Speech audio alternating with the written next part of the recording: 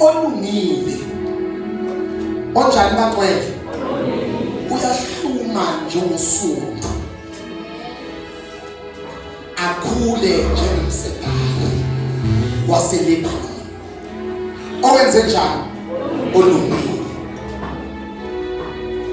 Ngibese ngahamba ngayo ukuthi ingani iBhayibheli likhuluma ngosumbu liphinde likhulume ngomsedari ebese lithatha umuntu olungile limfananise nalezi zinto ezimbili lezi.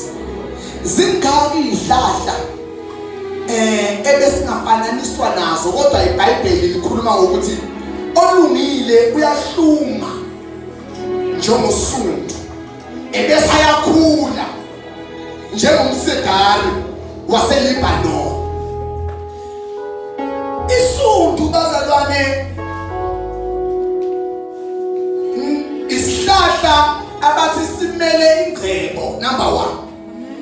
Kusho ukuthi ikhaya elitshala isihlahla sesundu ungakwazi ukuthi bamemezela ingcebo lapha ekhaya.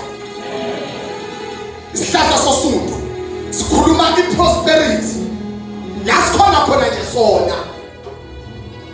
Isihlahla sosundu kuthiwa asibekwa la kungahlonishwa khona.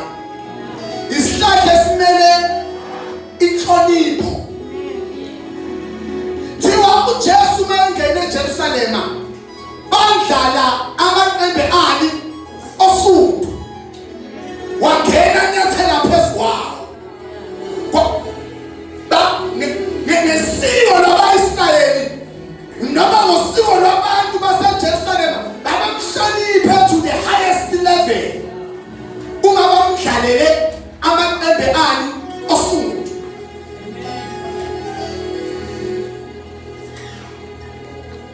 Usundu bangwele luhluma in and out of season.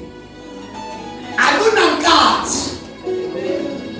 Kokuthi lenkathi lena ihlahla zethu zamapentshisa kunesikhathi la singabi khona namaqembe. La ahohloka khona kube isihlahla nje somile. Kodwa usundu uhlala luhlaza. Kuyisikhathi noma ngasiso isikhathi. Shumayele kanye nami ningashayi lesigisi njengoba Bishop ahlala asho. Hallelujah, praise the Lord. Usundu lumila nasokwadula